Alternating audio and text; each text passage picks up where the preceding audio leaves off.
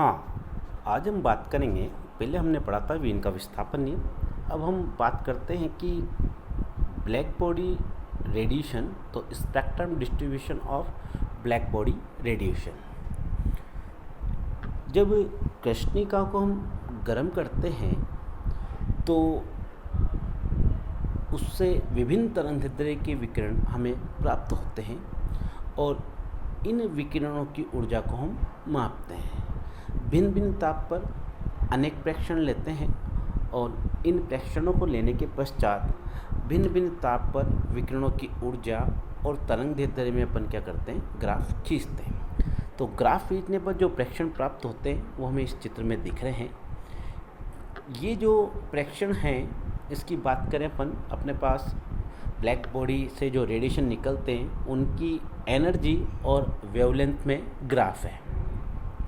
Energy और wavelength में graph है और ये जो ग्राफ है ये है अपने पास ये T1 टेम्परेचर पे। नेक्स्ट जो ग्राफ है वो अपन ने लिया है T2 टेम्परेचर पे। नेक्स्ट ग्राफ T3 टेम्परेचर पे और नेक्स्ट ग्राफ क्या है, T4 टेम्परेचर पे। यानी कि भिन्न भिन्न ताप पर कृष्णिका द्वारा उत्सर्जित जो विकिरण है उनके तरंगदैर्ध्य और ऊर्जा में ये आ रहे हैं। यहाँ जो टेम्परेचर है वो अपन कहते हैं कि T4 जो अपन ने लिया तो T4 is greater than T3 and T3 is greater than T2 and T2 is greater than T1। भिन्न भिन्न ताप पर और ताप क्या होता जा रहा है, बढ़ता जा रहा है। तो ये जो अपने पास स्पेक्ट्रल डिस्ट्रीब्यूशन है ब्लैक बॉडी रेडिएशन का, इससे हम कुछ निष्कर्ष निकालते हैं। तो सबसे पहले अपन बात करते हैं कि निष्कर्ष क्या है। तो पहला अपन बात करें कि जैसे कि एक निश्चित ताप पर कृष्णिका द्वारा उत्सर्जित विभिन्न तरंगदैर्ध्य के विकिरण में ऊर्जा वितरण एक समान नहीं होता। यानी कि ये जो ग्राफ दिखा है हमें, इस ग्राफ में अपन कह सकते हैं कि अलग अलग टेम्परेचर पे जो वेवलेंथ और एनर्जी में जो ग्राफ है उनमें एनर्जी डिस्ट्रीब्यूशन क्या है, डिफरेंट है। ठीक है, तो एनर्जी डिस्ट्रीब्यूशन अपने पास क्या रहेगा, डिफरेंट रहेगा। नेक्स्ट बात करते हैं अपन, तो अपन कह सकते हैं कि प्रत्येक ताप पर वह तरंगदैर्ध्य जिस पर उत्सर्जित ऊर्जा अधिकतम होती है वह तरंगदैर्ध्य लैम्ब्डा मैक्सिमम कहलाती है। तो ग्राफ में हमें दिख रहा है, ग्राफ में अपन देख सकते हैं कि हर टेम्परेचर पे करस्पॉन्डिंग वेवलेंथ अपने पास है। करस्पॉन्डिंग वेवलेंथ जैसे T1 टेम्परेचर पर अपने ग्राफ बनाया और इसके करस्पॉन्डिंग वेवलेंथ अपने पास यहाँ आएगी, ठीक है, जो लैम्ब्डा मैक्सिमम लगेगी। इसी प्रकार T2 टेम्परेचर पर हमने ग्राफ प्लॉट किया, उसके करस्पॉन्डिंग वेवलेंथ अपने पास ये इसकी लैम्ब्डा एम होगी। T3 है, T3 के सापेक्ष भी अपने पास लैम्ब्डा मैक्सिमम होगी और T4 के सापेक्ष अपने पास क्या होगी, लैम्ब्डा मैक्सिमम होगी। तो ये अपने पास है। तो प्रत्येक ताप पर वह तरंगदैर्ध्य जिस पर उत्सर्जन अधिकतम होती है वो क्या कहलाती है, लैम्ब्डा मैक्सिमम कहलाती है।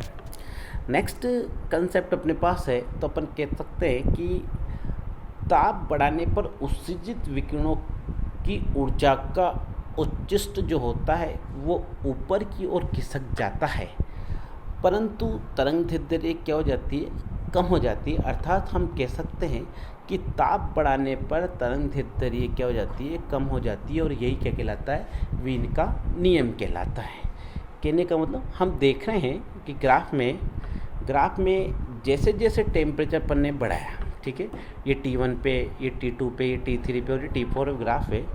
तो जैसे जैसे अपन टेम्परेचर बढ़ाते हैं इस ग्राफ का जो मैक्सिमम है वो ऊपर की ओर क्या होता जाता है, खिसकता जाता है, ठीक है।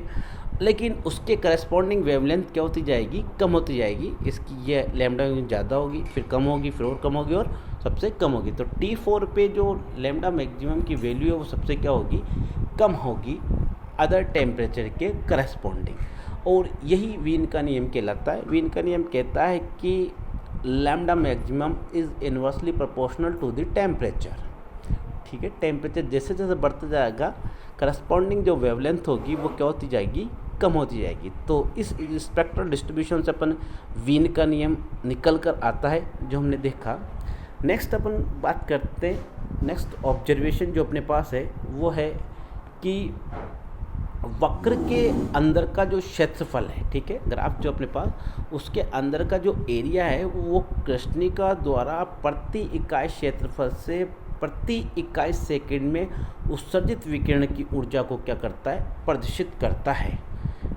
देखते हैं अपन ग्राफ को देख के, तो ये वक्र है अपने पास, और ये वक्र के अंदर के क्षेत्रफल की बात करें तो ये प्रति इकाई क्षेत्रफल से प्रति इकाई समय में उत्सर्जित विकिरणों की ऊर्जा को क्या करेगा, प्रदर्शित करता है।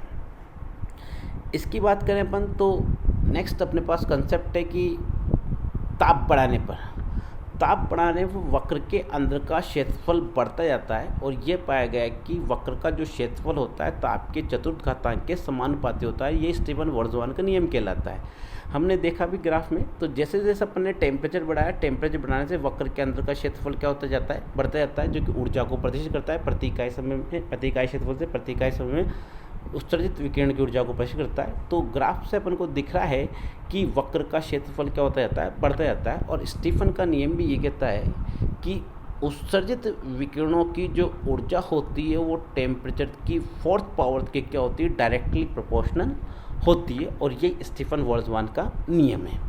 तो इस तरह से हमें ये अपने पास स्पेक्ट्रल डिस्ट्रीब्यूशन था, और स्पेक्ट्रल डिस्ट्रीब्यूशन से एनर्जी और वेवलेंथ पे अपने पास ग्राफ था, जिससे अपने के पास वीन का नियम भी अपन ने इसमें देखा, और स्टीफन बोल्ट्जमान का नियम भी इसमें अपने पास फॉलो होता है। तो ये दोनों नियम यहाँ दिखते हैं, spectral distribution of black body radiation.